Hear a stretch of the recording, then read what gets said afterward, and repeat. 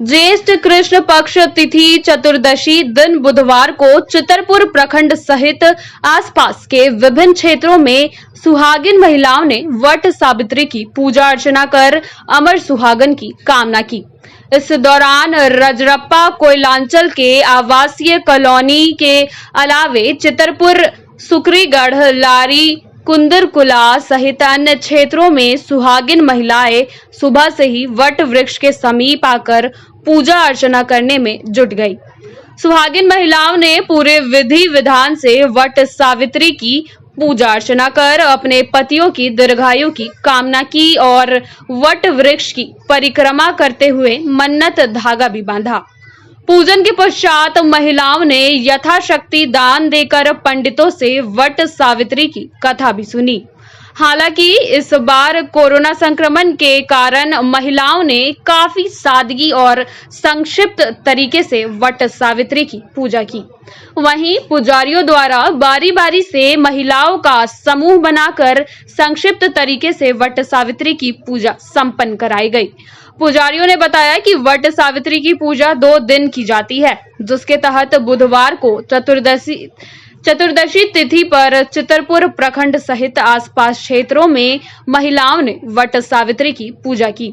वहीं शेष महिलाएं अमावस्या तिथि पर गुरुवार को अमर सुहागन की कामना को लेकर वट सावित्री की पूजा करेंगी।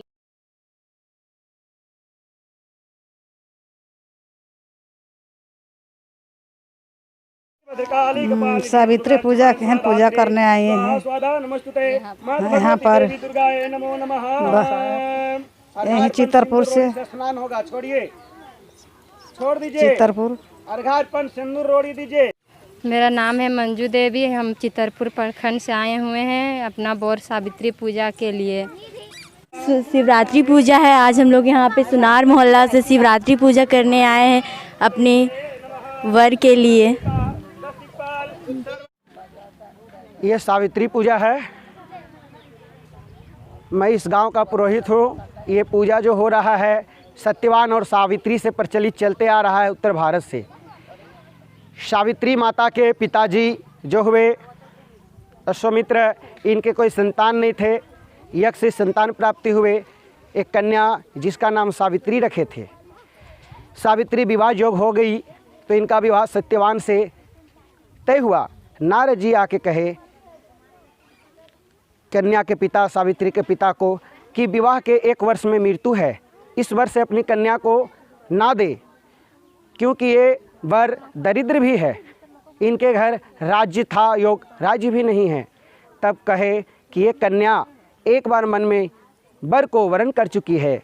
जैसे एक बार वर वरण होता है, एक बार कन्यादान होता है, ब्राह्मण एक बार किसी बात को कहते हैं, उसी तरह ये कन्या वर को वरण कर चुकी है, इसीलिए इसका विवाह इसी से होगा।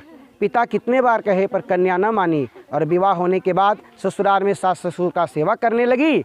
और नारद का कहा याद आया, जो तिथि वो आज का तिथि था। ये कन्या ससुराल में अपने पति के साथ रहने लगी।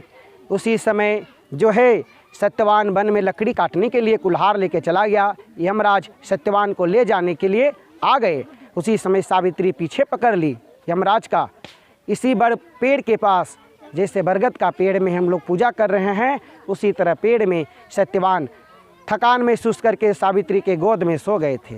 जब यमराज ले जाने लगे तो पीछे पीछे सावित्री जाने लगी। रास्ते में जाते जाते सावित्री को यमराज बोले जो इच्छा है मांग लो। बोले मेरे अंधा सास ससुर है, उनके आँख दे दो। फिर कुछ मार्ग में जाने के बाद तथास्तु कह दिए थे, तो फिर वहाँ बोले मेरे पति और ससुर का राज्य छिना गया, राज्य दे दो। वहाँ भी यमराज तथास्तु कह दिए। फिर आगे मार्ग में चले गए तो वहाँ कहे तुम्हें क्या चाहिए सो बोलो, तुम मेरा पीछा छोड़ो, इसके आयु पूरा हो गया है शेष, मुझे ले जाना है। तो कहे कि अब जो है हमें हमारा 100 संतान हो जाए, वो आशीर्वाद दो। तो बोले तथास्तु जाओ। उस समय यमराज सोचने लगे अब हम क्या करें। उसी समय यमदूत से छोड़ दिया गया। खुशी से घर आए, 100 संतान भी हो गया। इसीलिए ये सावित्री पूजा हर सुहागन अपने सास ससुर का, अपने घर परिवार का राज्य प्राप्ति